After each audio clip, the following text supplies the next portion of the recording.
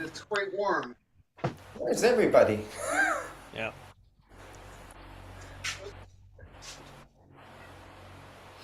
You can make that stronger or weaker or change it any way you wish.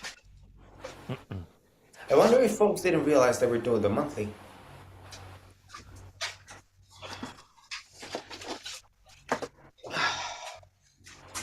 We didn't do it last week, so. Oh, I already took one. Good. Oh. There we go. There we go. There we go.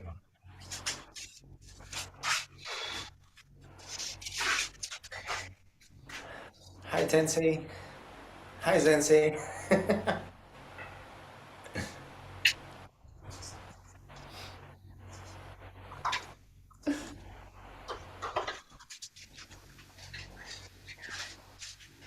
Corey, you got to put Tensei and Zensei together, one next to the other, because that's just, it's awesome. Look at that. One letter away. That's nice.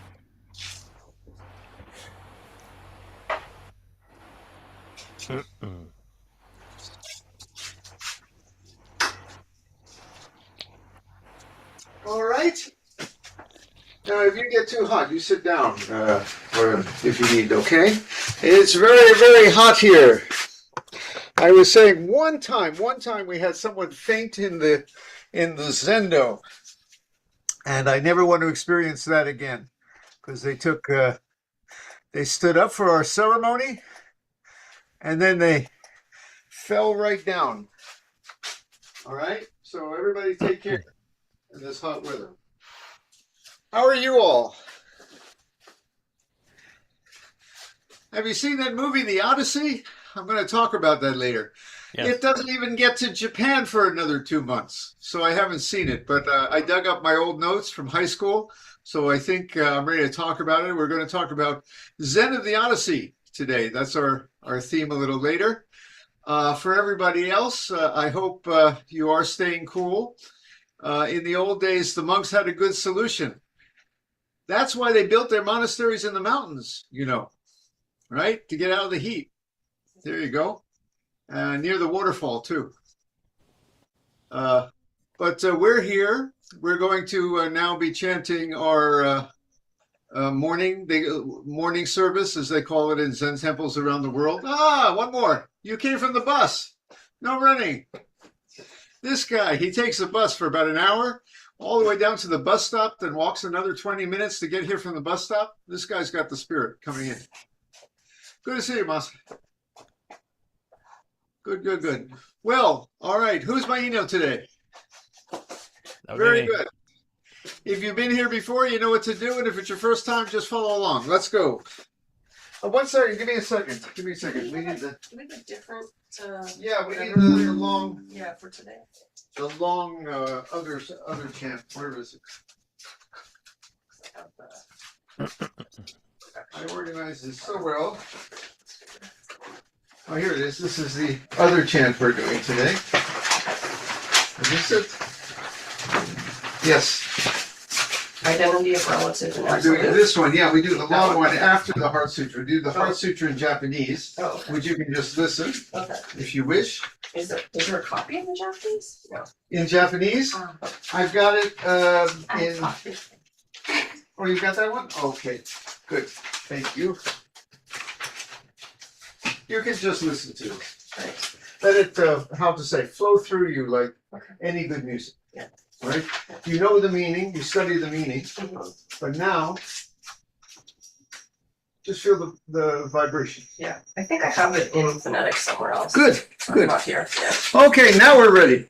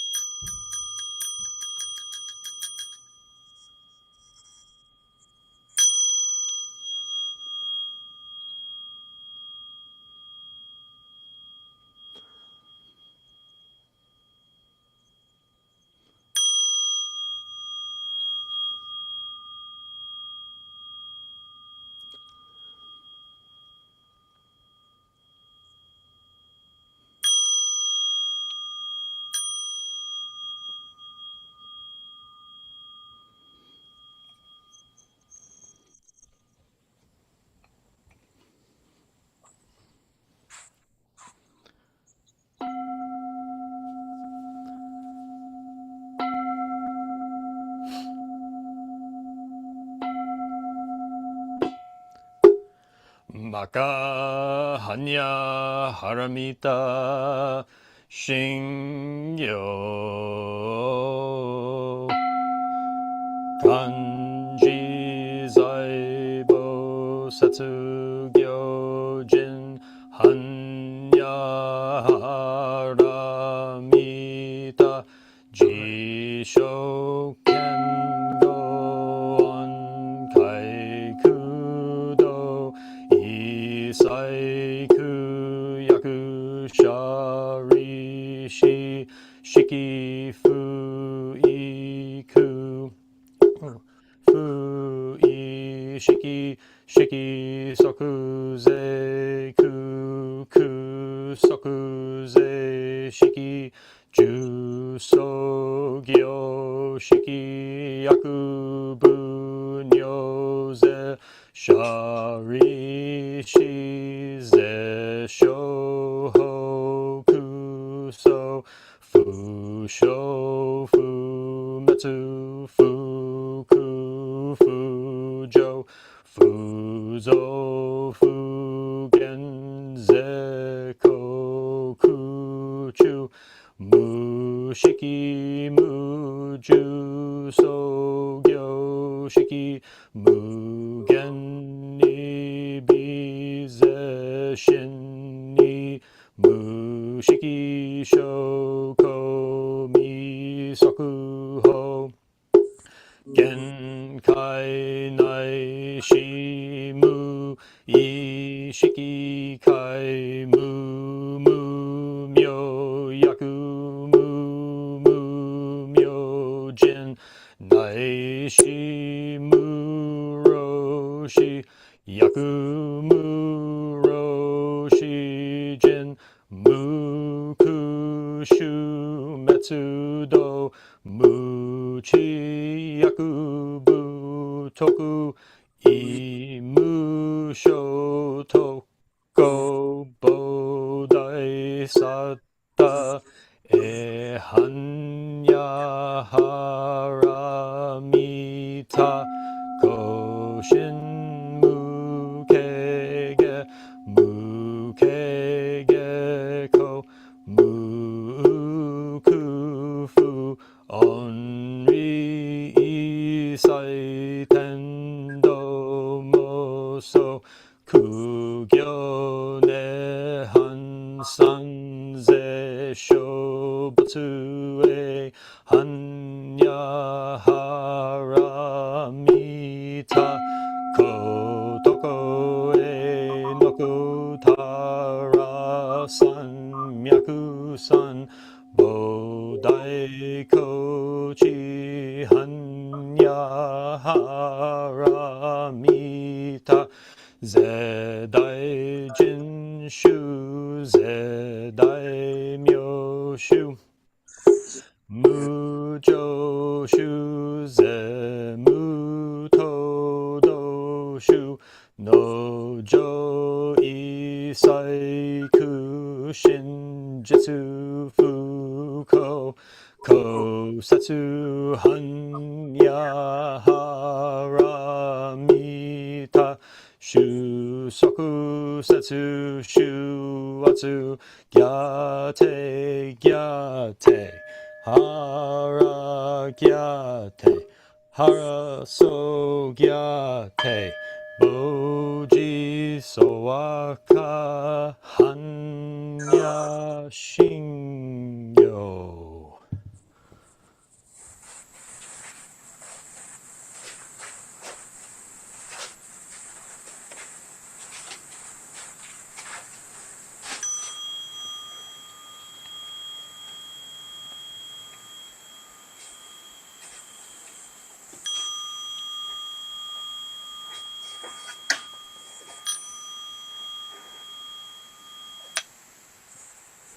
The identity of relative and absolute. The mind of the great sage of India is intimately conveyed west and east, while human faculties are both wise or dull. In the way there are no northern or southern ancestors. The subtle source shines clear in the light, the branching streams flow in the dark. To be attached to things is primordial illusion. To encounter the absolute is not yet enlightenment. All spheres, every scene and field, intermingle even as they shine alone, interacting even as they merge, yet keeping their places in expressions of their own. Sights differ primarily in shape and character, and sounds in harsh or soothing tones. The dark makes all words one. The brightness distinguishes good and bad phrases. The four elements return to the true nature as a child turns to its mother. Fire is hot, water is wet, wind moves and the earth is dense. Eye and form, ear and sound, nose and smell, tongue and taste, the sweet and sour, each independent of the other, like leaves that come from the same root. And though leaves and root must go back to the source, both root and leaves have their own uses. Light is also darkness, but do not think of it as darkness. Darkness is light, do not see it as light. Light and darkness are not one, not two, like the foot before and the foot behind in walking. Each thing has its own being, which is not different from its place and function. The relative fits the absolute as a box and its lid. The absolute meets the relative like two arrow points that touch in midair. Hearing this, simply perceive what is, make no criterion. If you do not see the way, you do not see it even as you walk upon it. Walking forward in the way, you draw no nearer, progress no farther. One who fails to see this truth is mountains and rivers away. Listen, those who would perceive this subtle matter. Live well your time by night and day. Buddha nature pervades the whole universe. Reality existing right here now. In reciting the heart of the perfection of Great Wisdom Sutra and the identity of relative and absolute, we dedicate our sincere efforts to Shakyamuni Buddha, Honored One, the historical Buddha and teacher, and to those ancestral teachers, Eihei Dogen, Honored One, Soji Keizan, Honored One, all successive Honored Ones up until Zuigaku Rempo, Honored One, and Gudo Wafu, Honored One, and to all other Honored Ones throughout history, same yet diverse Honored Ones whose names have been forgotten or left unsaid. We also dedicate these efforts to the three treasures, Buddha, Dharma, Sangha, to all awakened ones and teachers in all places and times. We especially seek tranquility and well-being for all creatures now suffering or ill in health. May they be serene through all their ills. May their lives be at peace and wisdom pervade the darkness of ignorance. We dedicate our hopes and aspirations to all victims of war and violence and natural events, to the injured and to all families touched by these tragedies, to the healing of hatred in all countries and among all peoples, to the wisdom and compassion of our world leaders, to the peace of the world and harmony of all beings. Thus let the harmful effects of words, thoughts, and actions be dispelled, and compassion bloom in perpetual spring. May we all realize and live the enlightened way together. All Buddhas throughout space and time.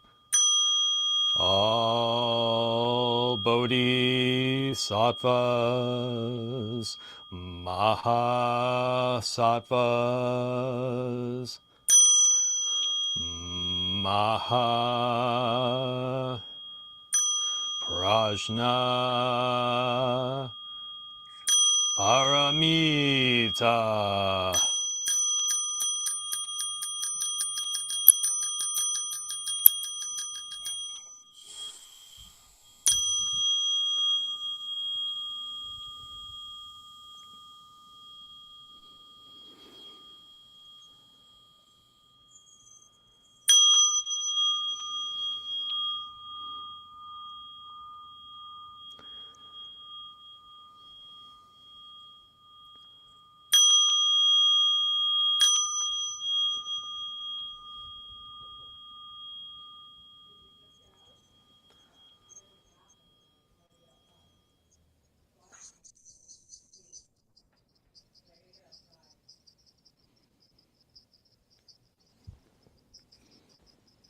Zazen?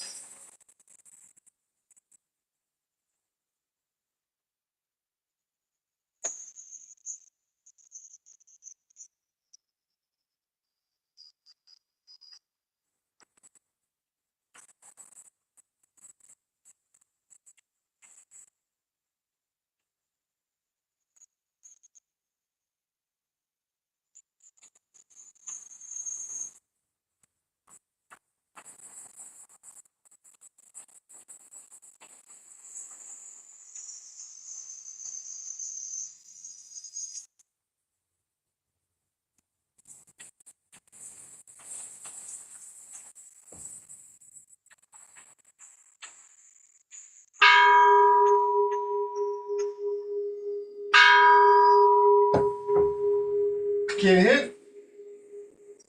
Be sure to drink something too.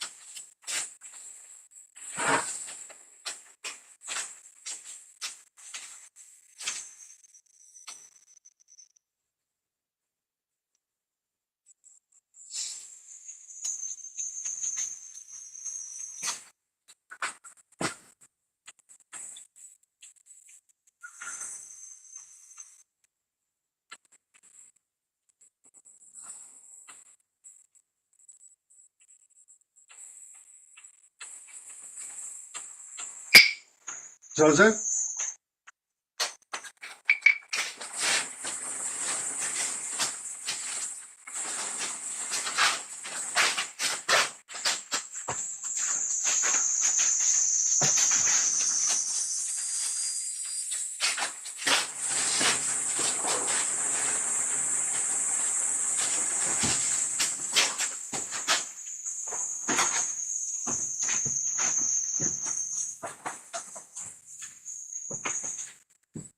Going to sit this way, then.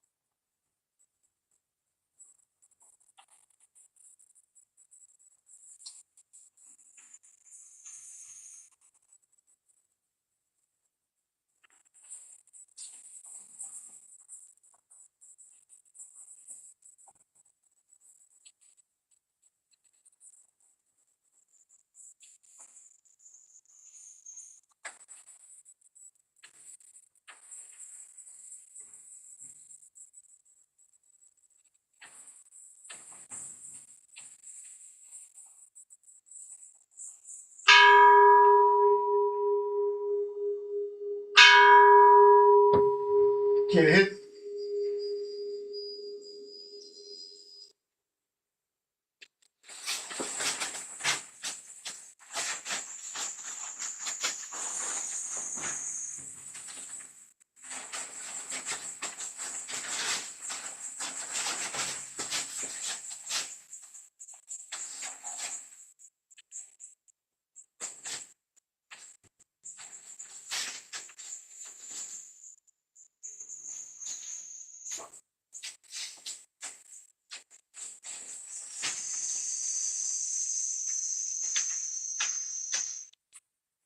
Search. No, I think I need to go. I think I need to go. There's. Take it easy. Drive carefully then. If you need to stop, then there's something to do.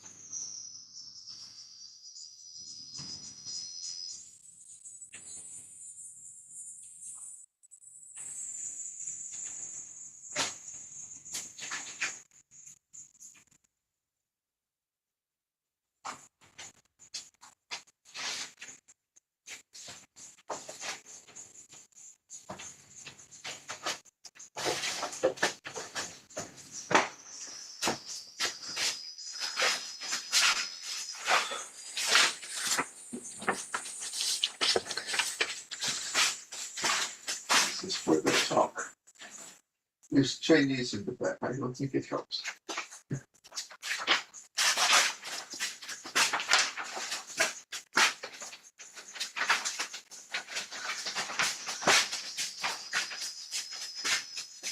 This is where the top.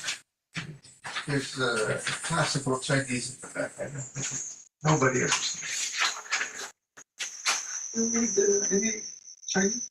No. Yeah, I No. Okay, good luck. the classical. Yeah, good luck. Come sit over.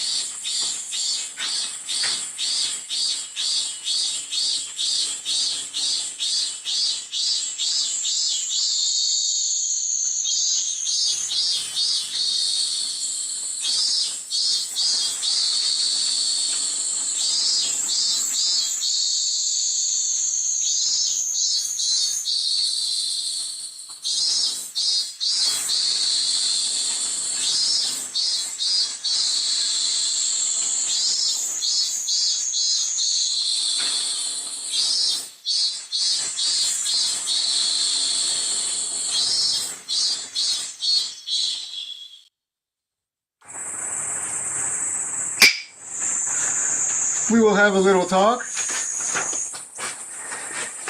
Would you hear our cicadas? They're lovely. Can you hear them? Do they make it on the microphone? Yeah, I wouldn't call them lovely. You heard them? Oh, through the microphone, yeah, quite a bit. Yeah. Loud and They clear. should, every year I should just let them do the teaching and I shut up.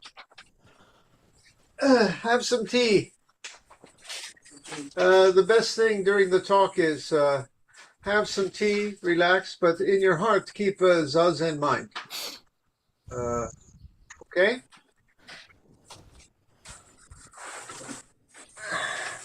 May we have the verse to open the sutras?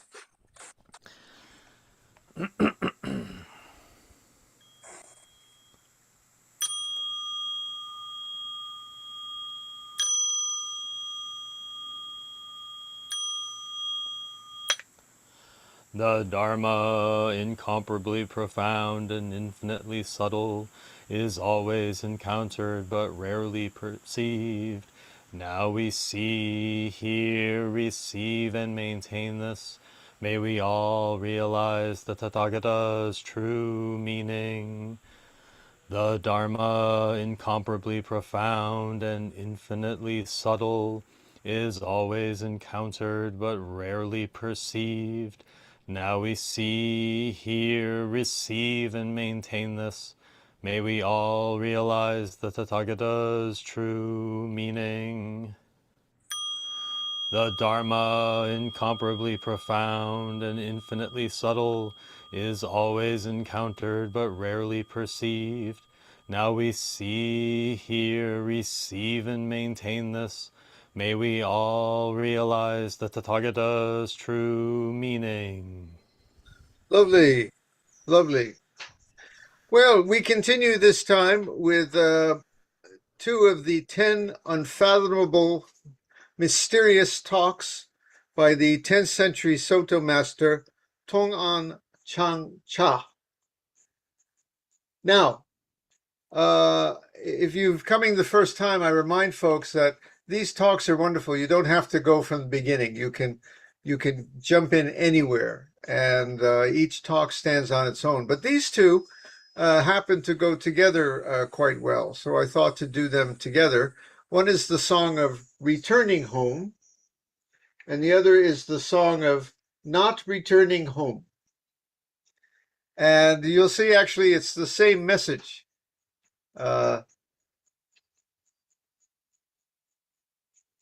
It also happens that these days, as you know, in the theaters, there's the Odyssey, which I found out, if you think a talk from 1,000 years ago was old, the Odyssey is from 1,800 years before that. I think, if I'm correct, the Odyssey was written before Buddha. It was in the 8th century BC. But what happens with these old teachings, such as the Odyssey, such as what we're going to read today, is they should be relevant. They should be important for our heart and our life today. That's my job, is to take this 10th century talk and to show you that it is actually an excellent philosophy, an excellent teaching, how to live your life today. Okay? Even though the language is filled with symbolism, as is the Odyssey, okay? Even though the message is a little different from the Odyssey, human beings are human beings. So human beings in Homer's time, or human beings in Changcha's time, or today, we're still human beings. So many of the teachings from that time, they're timeless teachings. They're timeless. So I happened to look and I said, well, you know, sometimes people say there's a Greek influence on Buddhism, and there was on the Silk Road going back and forth, but is there any connection between Homer and the Odyssey? Do you know Homer, the Odyssey? Yeah? It's coming in this old Greek story. It's now in the movie theaters. It's coming to Japan in 2 months. I haven't seen it. I'm going from my memory from high school, by the way, and yesterday I checked on a web page that said, I said, well, what are the central themes of the Odyssey? So I found a webpage that says central themes of the Odyssey. So that's what I'm going with. I also discovered the movie's a little different, which is okay too, because, for example, our lives do change a little. So, for example, Homer, the original one meaning was that war was pretty good in the old Greece, you know, to be a warrior and to fight. And as you can tell from what's going on in the news today, even today for some people, it's still a good thing, which makes me very sad. But apparently the movie, he changed, the director changed the meaning. It has more of an anti-war message. He said more important for today. But some of the other themes are very similar to Buddhism. For example, desire and getting caught in excess, being attracted too much to things leads to disaster. You know, if you're excessively greedy or excessively hungry for pleasure, you know, too much. In the Odyssey and in Buddhism, both, it's trouble. In the Odyssey, the gods will get you, and in Buddhism, it's karma, but it's basically the same message. But both have the theme of going home, and what we're going to read today in the Odyssey, and it's a little different. It's a little different. The Odyssey apparently being faithful and waiting for someone to come home and doing everything you can, striving after a great victory and coming home to celebrate your victory. That is the central theme of the Odyssey. Today, little different view about coming home. And if you ask me which I prefer, I think this is the wise one. So let's get into it. Now you'll see even here, like with the Odyssey, people sometimes disagree on the meaning. And I will try to point out, I read 3 commentaries on this before I came to prepare. I like to see what the other Zen teachers say, you know, to make sure I'm on the right track. And they basically all agree, except for a few things. It depends on the flavor, and I'll try to point that out.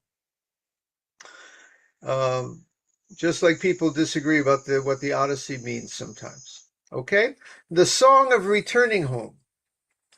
Don't be distracted by the king of emptiness when you are still on the way.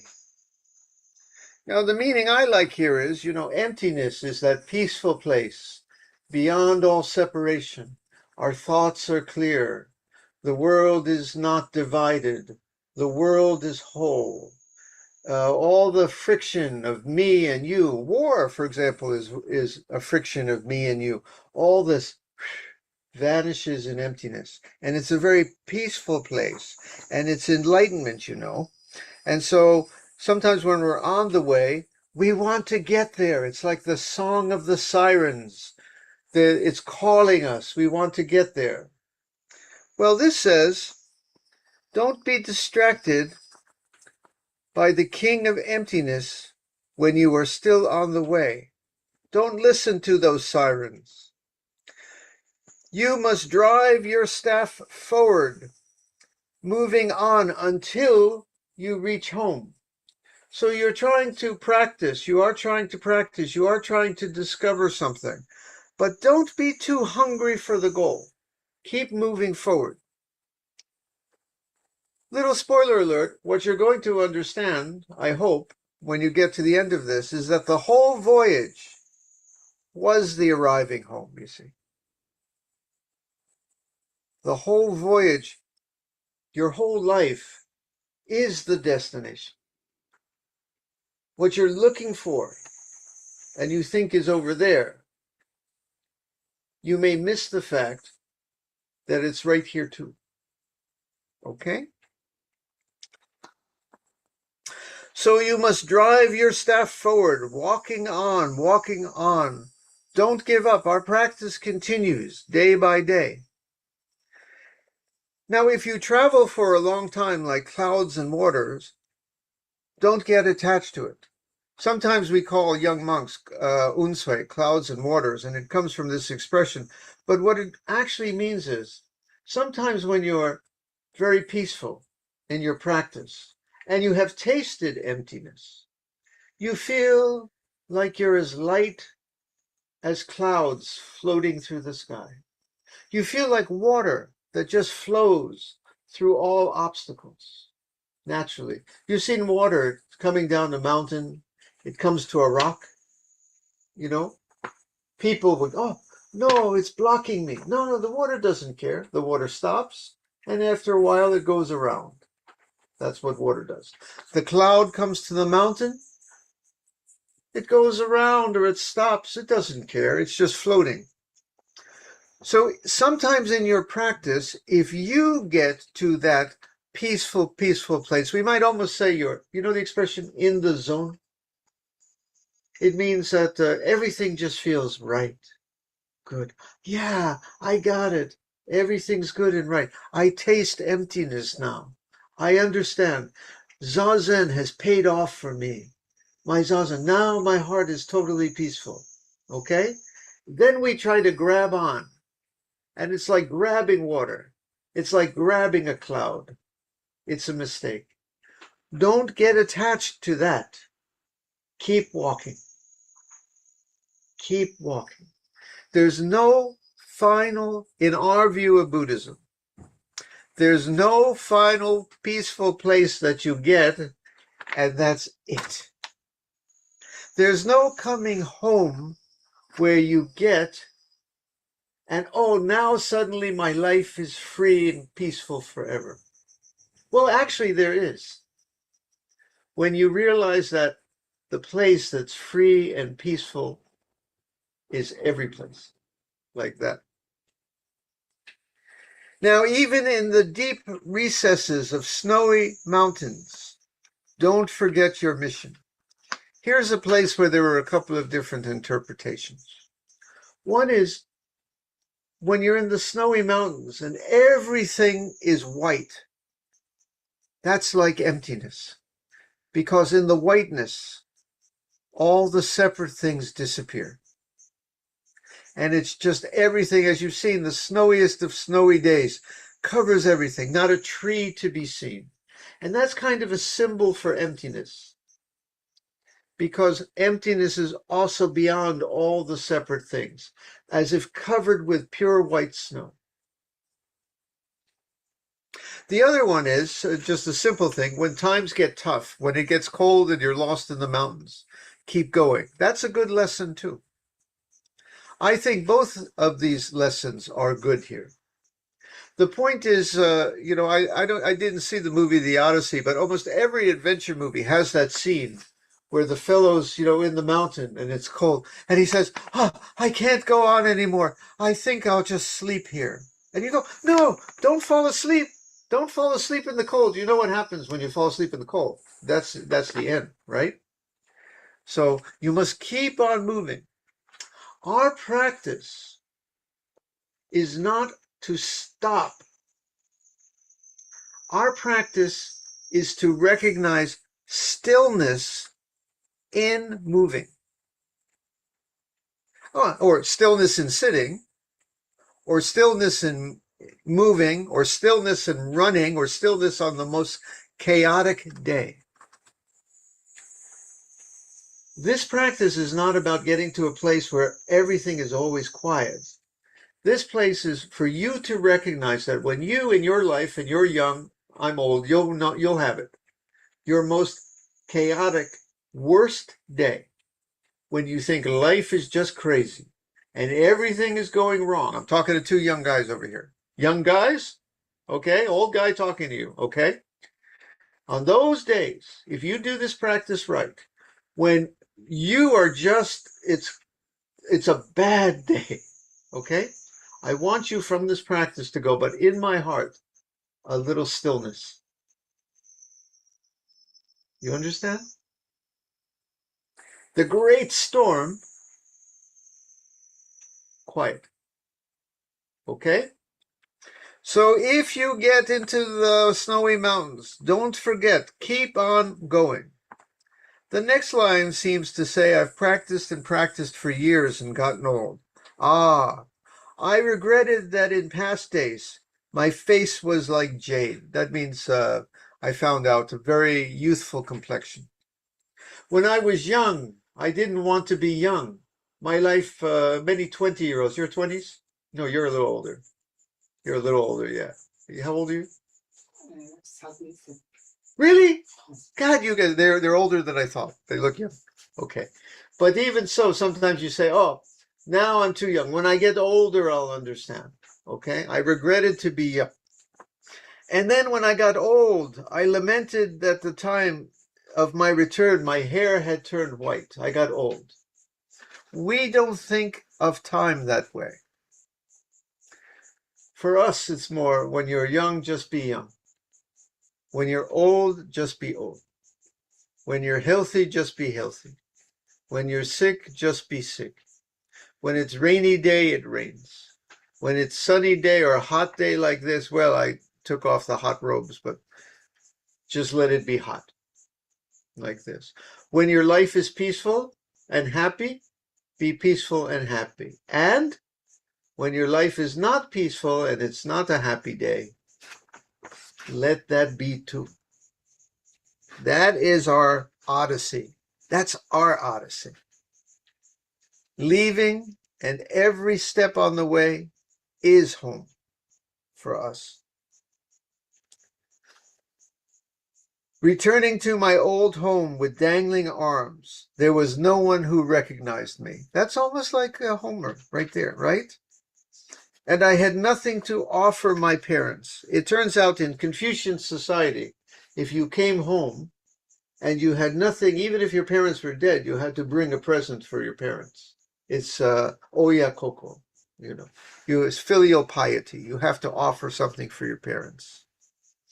Homer came back, and I forget the story. Does he come back with nothing, or does he come back with a ship of gold? I forget. Don't give it away. No spoilers. No spoilers. I haven't seen it yet. Okay. But in any case, there's the famous quote from Dogen when he came back from China. Dogen, our Soto teacher, went to China and studied, and he came back to Japan. They said, what did you bring? And he said, I came with my hands empty. You've got nothing there? No, I didn't say I got nothing. I said, my hands are empty. Empty hands are also free hands, And they said, what did you learn? He said, oh, I learned my eyes are vertical and no, wait a second, I got that, I always get that wrong. Remember, I'm dyslexic. Okay. My nose is vertical, my eyes are horizontal. If your nose is horizontal, you got to see a doctor. Okay. Anyway. So it's like that here. The years passed from his youth to his old age, and he looked at it, and like all of us, look at me. I look in the mirror and I go, oh, a few more gray hairs. But I returned home with dangling arms, with my hands empty. No one recognized me, and I had nothing to offer my parents, and that was the greatest gift. The greatest gift. The greatest offering. Any parent, what do they want for their child? To be happy, to be peaceful. Okay? Now they may want you to graduate school. Okay? They find a nice wife or husband or whatever. They may want you, right? But mostly they want you to be happy like this, to be peaceful. So by him having nothing to offer to his parents, I feel he probably offered the greatest present to his parents. In old China, there was always a conflict with the Buddhist priests would not get married. And this was against the Chinese system. It was very important to get married and have children.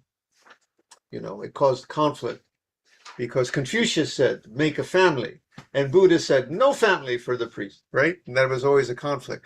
So the priests always said, when we're priests and we find peace and we bring peace to the world, we're making the greatest family. We're making the greatest gift to our parents, like that. And I think that's what this is getting. So don't give up. Don't get so hungry for emptiness that it's always something over there you're chasing after. Don't, in your most peaceful days when you're walking like clouds and waters, wow, I got it, or you're lost in the snow, that's not a resting place. Keep living, keep going, like that. This is how I saw that poem. And the second poem, the song of not returning home, you say, well, that's the opposite meaning, but actually it's a very similar lesson. Having the intention of going to the source, finding the truth, getting to emptiness, getting to enlightenment. I want to get enlightenment over there. The treasure is over there. Okay? Returning to the origin is already a mistake because, as you heard me say here week after week, when you look for it over there, you make the gap. Last couple of weeks I said, sit like there's no place to go. Sit, don't try to be happy. Sit, don't try to get peaceful. And you know what happens when you do that? It's the greatest peace. Trying to get peaceful. This was Homer's mistake, or Odysseus's mistake. For us, he could have realized his home every place, even as he's going forward. Like that. Essentially, there is nowhere to settle down, no place to call one's home. That's what I said. There is no place to settle, no place to call one's home. But if you do it the right way, you are settled every place. Every place is your home. If you think it's over there, far away, don't miss that your home here. The best image of this will make it. If you go, what's this guy talking about? I'll give you the best image. Climbing a mountain. You guys climb scuba mountain from time to time? I go every year. It's a little hot this year, but I'm going to go next month. So, of course, you think the goal is to get to the top of the mountain or to get to the other side of the mountain, right? So I'm in here in the parking lot, right? And I get out of my car and I'm going to start climbing the mountain, okay? And I'm going to get to the top. But I'm not there yet. The top is beautiful, very beautiful things, but oh, going down, going. Sometimes there's not so. Some, hey, why did that guy leave a beer can there? Makes me mad. Some guy threw a beer can on the mountain, right? Ruins my day. Okay, but I'm going to get to the end of the mountain and then I'm going to be happy. Well, of course, climbing the mountain, we keep going, going, going. By the way, if I see the beer can, if I can, I usually pick it up and I take it back with me. You know, that's what you should do, right? The Zen lesson is a little different. It's all the mountain. The start is the mountain. This step is the mountain. This step is the mountain. This step and this step and this step is the mountain. Where's the peak of the mountain? The peak means the highest point. You know, you get to the top, you can see everywhere. You've been to the top there, you can see in all directions. Very beautiful, right? But the true peak is everywhere. Even the beer can, the ugly thing.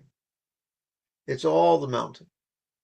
Of course, we see the ugly thing, the beer can. I try to fix it, right? Right? I try to take it with me because it is a bad thing, right? But at the same time, it's also part of the trip. It's precious. It's a diamond, that beer can. It didn't ruin your day. It's part of the mountain too. Every step of the mountain. This is your life if you didn't catch what I'm getting at. Your life. Learn to that every step of the mountain, even when you trip, even when you fall in the bush, even if you break your leg, all the trip. I went canoeing with my brother-in-law, Richard, one time. And we were going to go canoeing in Florida. And we had the whole day planned out, the whole day. Okay? And we just got ready. And they brought up the canoes. And my brother-in-law, Richard, took the first step in the canoe, tumbled over the canoe, fell in the water. Okay? We had to go home.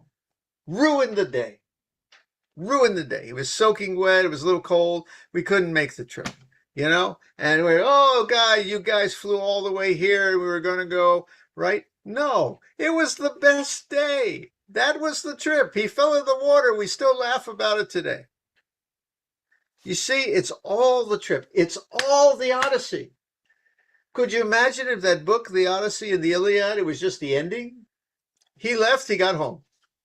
What about all the stuff in the middle? That's the beautiful story. And your life is a story like that too. Even the scary parts, even the Cyclops with one eye, you know, that's the scary part with the one, right? It's all, even the Cyclops, the monsters in your life, it's all the truth, okay? It's all the mountain. How am I doing here? Let's see. Okay, let's go a little more. We got this. Now, so essentially, there is nowhere to settle down, no place to call one's home. Here we go back in the snow. The ancient path through the pines is covered with deep snow. Usually when you have this symbolism in Zen poetry, the pine tree sticking out through the snow. I remember the snow is the whiteness, the wholeness of emptiness, right? And the trees are all the separate things. You see? The separate things of this life, the pieces of this life. And the snow all melds together beautifully. So all the separation, even the conflict and little frictions of this life, and the wholeness, the whiteness, the beauty of the snow is one scene, one beautiful thing like that. The long range of mountain peaks is furthermore blocked by clouds. Imagine another scene. This is also common in Zen poetry, where you have the mountains, which also represent like separate things, the world, and then it's a cloudy day. It happens with Scuba-san, our mountain here. You've seen it, it disappears some days, right? It's right there. I can see it right from here out my window, right here. And some days cloudy, the entire mountain, which is right there. Usually, where is it? It's gone. It's lost in the clouds. Okay? But for Zen, that's a good thing. Again, the separate things vanish. They come back. The world of division and friction and troubles and war and sickness and health sometimes vanishes, but it's still there. When I cannot see the mountain, is the mountain still there? Yes. On nighttime, you cannot see the moon. Oh, excuse me, you cannot see the sun, but the sun is still there? Yes. Like that. So whether you learn that these two things are one, the world of wholeness, the world of peace, the world of no friction, the world of no birth and death, the world of no separate you and me, the world of no war, in the world of no Iran or America or Israel, and all the world free of that, and the world of all this craziness are pine trees through the snow, mountains peeking through the clouds. They're not separate. Two more symbols for this. The host and guest, and also the next line has the lord and vassal. These are also standard Buddhist poetic references. I learned, by the way, one of the themes of the Odyssey, I don't know if this is true in the movie, is it's very important to be host and guest.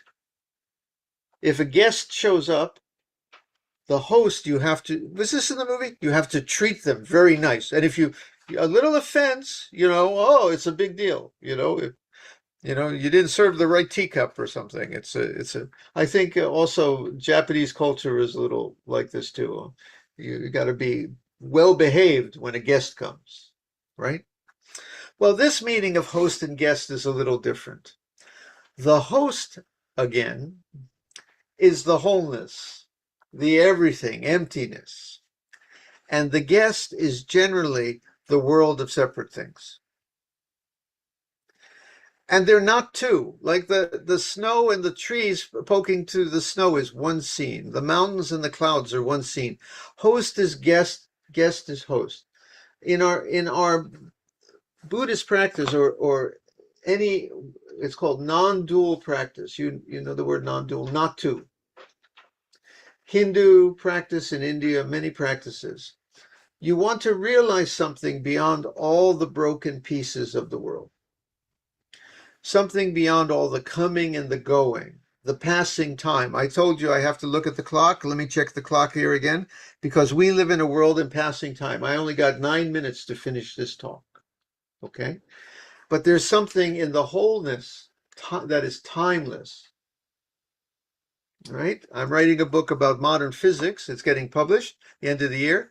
Whole universe led to you. There's my plug. You can't reserve it yet, but it's coming. But anyway, there is something timeless. There has to be about reality, because you say, where was the beginning of time? Well, what was before that? Well, what was before that? So obviously there is something timeless about reality that is hard for us to get.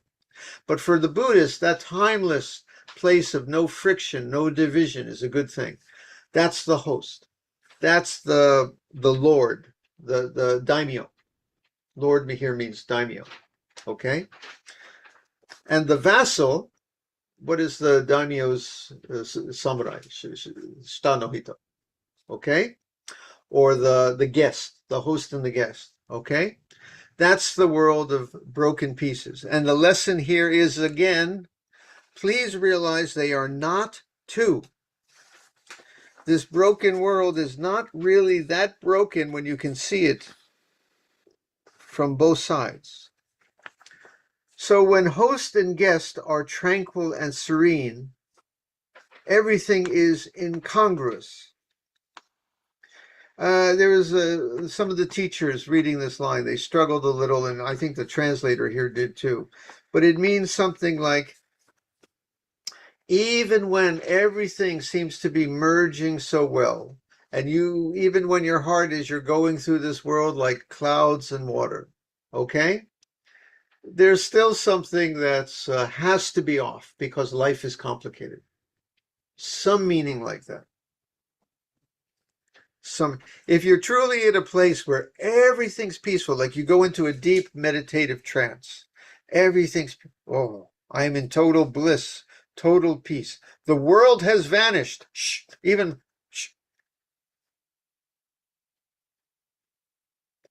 Then you open your eyes. World is still here. That's the incongruity. So some Buddhist practices and meditative Hindu practices want you to get to that place where you completely leave the world behind and you go to the one place where everything vanishes except the peace and the wholeness. We don't believe in that. We believe in finding the peace and the wholeness right in the chaos of this world. It's a lot more practical and useful, believe me. You can't stay in bliss all the time. That's like, you can, but let's say you got to get up and eat after a while. You got to get up and get back to life like that. Okay? When Lord and vassal are united, there is wrong right in the midst of right. That's the same thing. Even in the world of everything being right, there should be the wrongness of this world, the confusion, because life is complicated and confusing, okay? So even when you get to that place where everything is right, please open your eyes and see that that right is all the complexity of this world, okay? This room is filled with, I've got statues here, I've got teacups, I've got computers, I've got so much stuff here, and it's one room. One room. Do you understand? You're here, this Buddha is here, the scroll is here, my coffee is here. One room. Which is it? Separate things or is it one room? Both. Host is guest, guest is host. You see? Snow and trees. Okay? So how will you sing the song of returning home? One more traditional Zen symbol coming up. In bright moonlight, the dead tree is blooming in front of the hall. Okay? The moon is the light of illumination, the light of enlightenment. Okay? A dead tree blooms means that emptiness becomes vibrant life of spring. This world of growth and fertility and even survival of the fittest, according to Dharma, this world, this vibrant, living place is the light making death come to life. Don't try to get to a place beyond all this life. But when you do this practice, you realize that the moon is shining everywhere, even in the daytime. Something like that. Okay, again, I've done injustice. I hope I didn't give any spoilers to the movie. Okay, he gets home at the end, but I think we all knew that. Okay, I think we all knew that. It's a 3-hour movie. I love 3-hour movies. You know, you got to get really into it. Do we have any questions? Not about Homer, because I'm not a classicist. I can't answer about Homer. But any questions or comments about today? Anything on your mind? Question? Huh? No charge. Free. No? Anybody home? Come on, we got 2 minutes to fill. Come on. Come on. I kind of want to know whose translation that was. Oh, I posted Daigaku Rume. Okay, thank you. It's his translation. He's an American, North American Soto Zen priest. Friend of mine, by the way. Nice guy. We should invite him to Tree Leaf.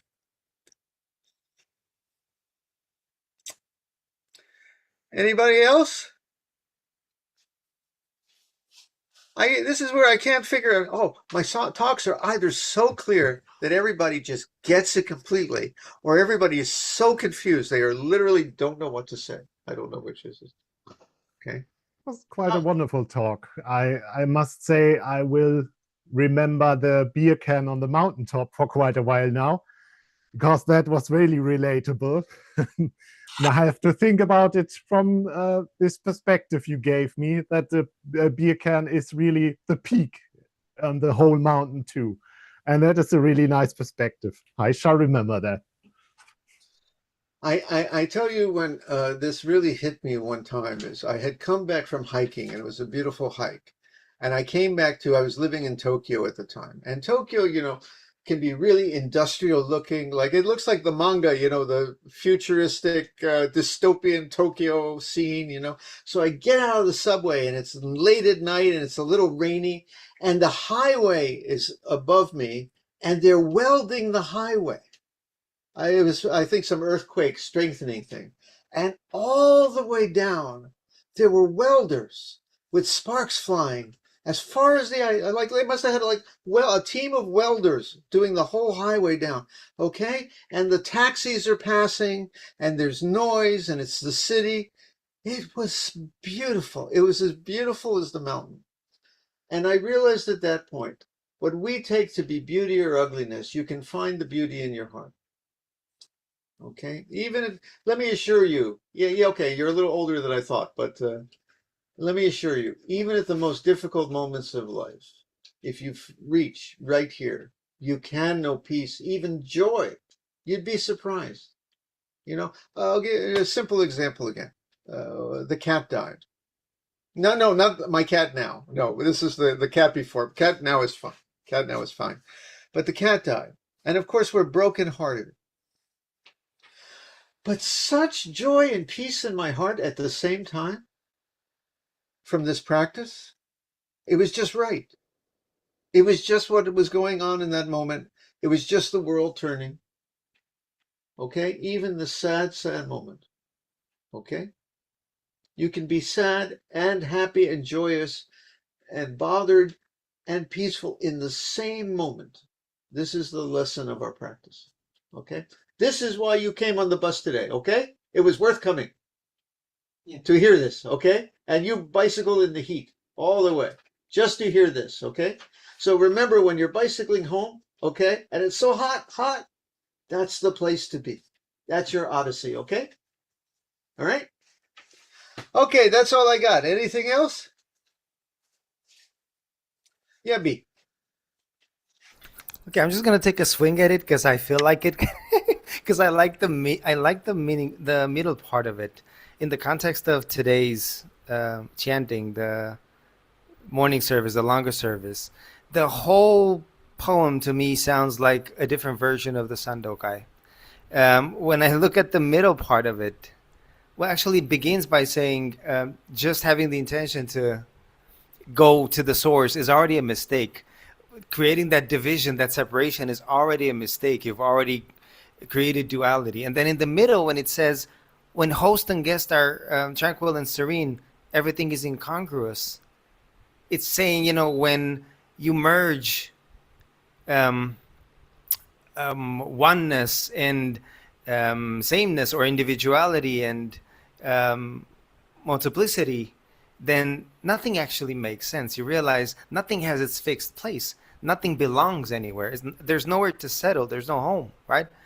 And then the next part sounds to me exactly like the Sandokai when it says, when Lord and vassal are united, there is wrong in the midst of right. Light is also darkness. Do not think of it as darkness. Darkness is light. Do not see it as light. Within the wholeness, the total function of everything, individuality belongs, but you need to understand it, not latch onto it. Let me just explain. What we chanted today, the extra chant, it was called the relative and absolute, and it's about the same thing, host and guest, the separation and the wholeness coming together. That's why I was saying light is not dark, dark is not light. It's like the foot before, the foot behind in walking. It's the same lesson. That's what he was saying. You see, this is basic Zen. Okay, so if you study that poem, and we have studied it sometime, basically the same point. Okay, and it's really the heart of Zen practice, if you ask me. And the last line, sorry, but the last line to me is brilliant because it reminds me of what the Buddha said before his awakening. He realized he needed to be like a dead tree, which means a person in which all of this has stilled, um, all of the searching dualities, all of the yearning for something has stilled, has died. And so in the light of awakening, the person that has stopped searching for the source and the origin is blooming, is coming to life. I love that part. Beautiful, beautiful. The Buddha said before he got enlightened something about he wanted to be a dead tree. Send me that. Yeah, there's a metaphor where he says if a tree is if there's a log and it's wet and it's sitting on wet ground, it cannot catch fire. So he needed to be a dry log on dry land, and in that way, a spark immediately takes. You And know that means the old Zen saying, if a tree falls in the forest, does it make a sound? And we say, there is no place to fall. there you Anyway, go. okay. Anyway, Thank you. Shingon, would you say you say my name thing, Seikon, would you chant us home? Chant us home, Seikon, and then give us a quick one is everything, everything is one stretch. Oh, yes. Okay. May the merits of these teachings penetrate into each thing in all places, so that we and every sentient being together may realize the Buddha's way. All Buddhas throughout space and time. All bodhisattvas, mahasattvas, mahaprajna, paramita.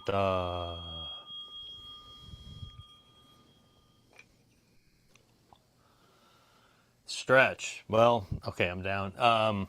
Might have done this before. Interlace your fingers, press your palms tall towards the ceiling, and then just a little left and right stretch, maybe a little Like a twist.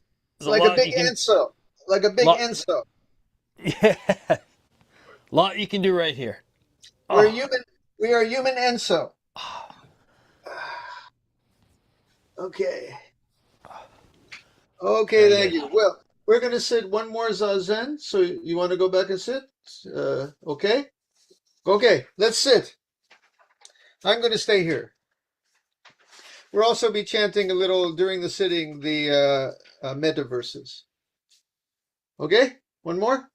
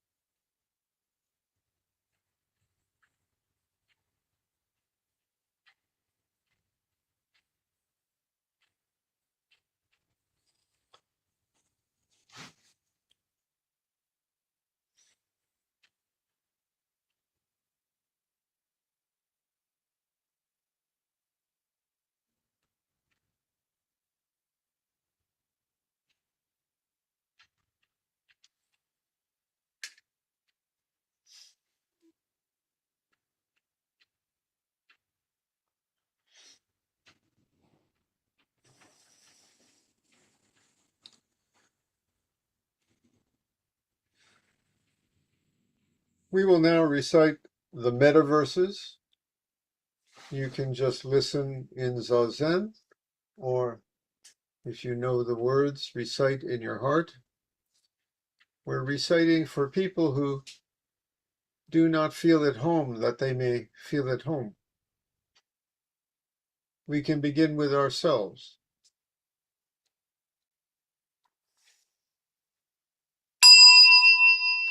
May I be free of suffering. May I feel safe. Really feel this. May I feel safe and still. May I be free of enmity. Enmity means hate. May I be loving,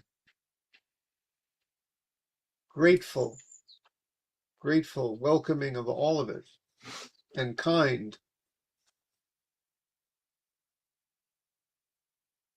May I be healthy, and when not healthy, may I be at ease in all my ills. May I be at peace, embracing all conditions of life. Next, we will chant for someone we love, someone in our family perhaps, that they may feel at home. May they be free of suffering. May they feel safe and still. May they be free of enmity. May they be loving, grateful, and kind. May they be healthy, and when not, at ease in all their ills. May they be at peace, embracing all conditions of life. Next, for a friend, that they may feel at home.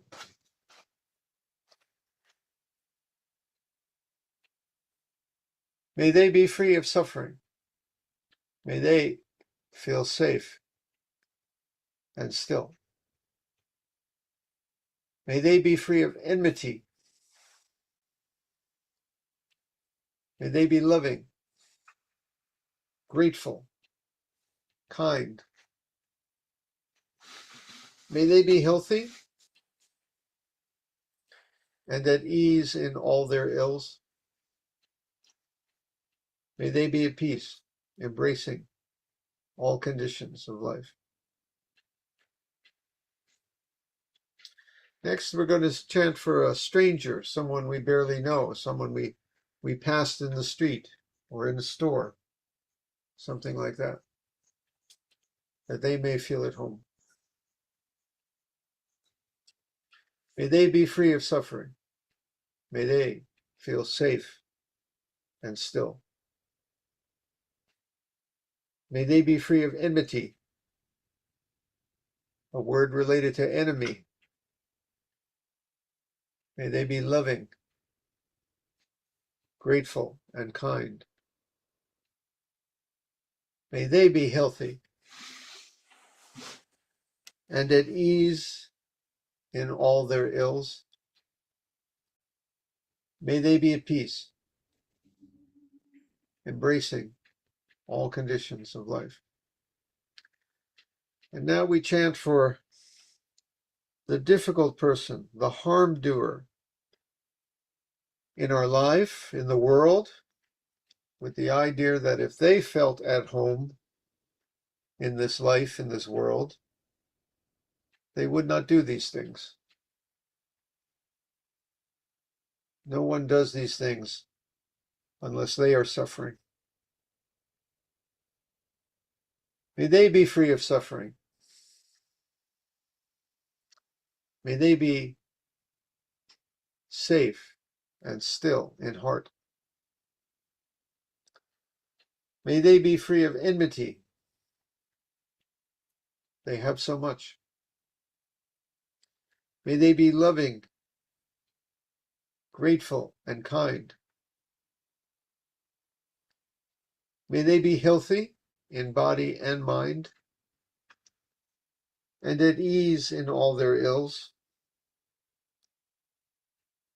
May they be at peace, not fighting, embracing all conditions of life.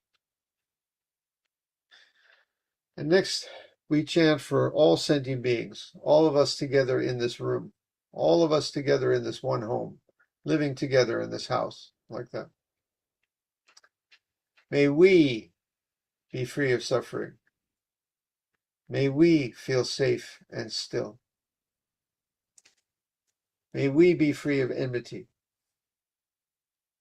May we all be loving, grateful, and kind. May we be healthy and at ease in all our ills. May we be at peace, embracing all conditions of life. Let's sit for a few more minutes.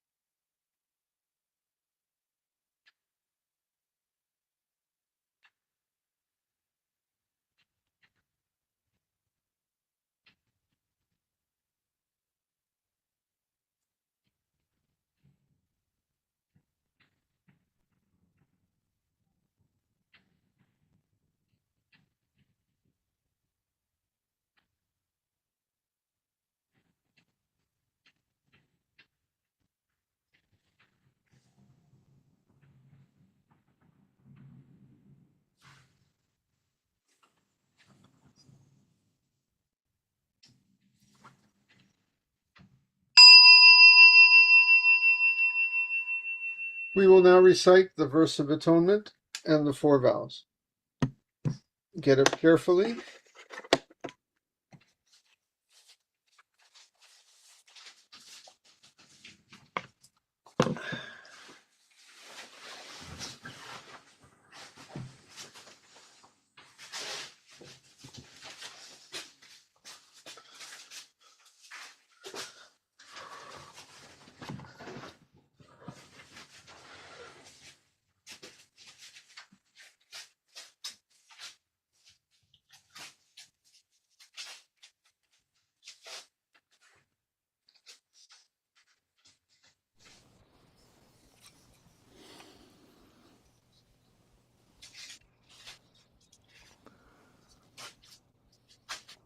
You come over here.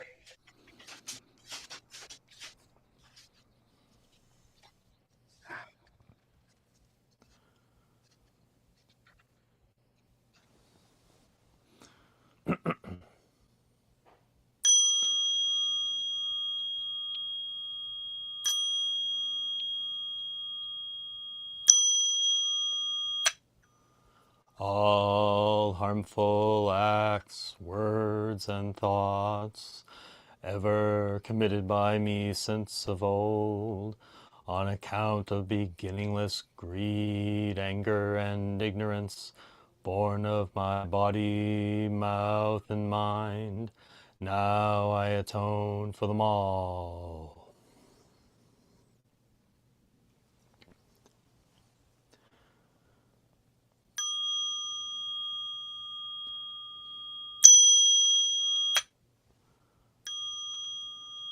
To save all sentient beings, though beings numberless, to transform all delusions, though delusions inexhaustible, to perceive reality, though reality is boundless, to attain the enlightened way, a way non-attainable, to save all sentient beings, though beings numberless, to transform all delusions, though delusions inexhaustible, to perceive reality, though reality is boundless, to attain the enlightened way, a way non-attainable,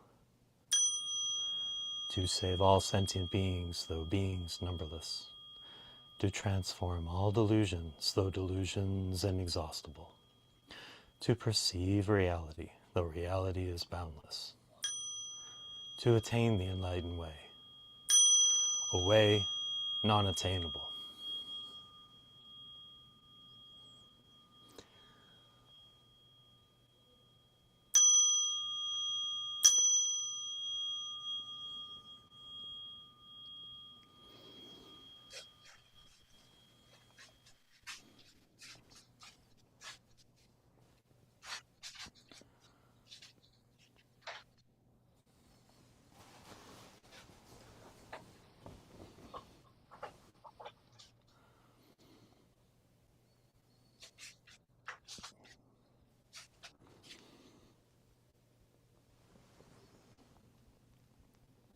Lovely. Lovely. Well, you all have good odysseys this week, wherever it takes you. Avoid the cyclopses. Remember, don't get tempted by the sirens. All right. And are you taking the bus home? This guy's going to take a bus for. Can I take you to the bus stop at least? Yeah, I can drive you. No. No. Okay, he refused. He won't even let me take him 5 minutes to the bus stop. He wants to walk. And you're going to bicycle a half hour home. Okay? And you guys are in your living rooms complaining that you're not the kitchen's so far away. Okay, remember that. All right. See you guys. Love you all. See you around the Sangha. Okay, you sure? Okay. Okay. Be careful. Okay. How often is the bus? One time an hour? Or? Take care, everyone. 大体そう。1時間に1本。Yeah.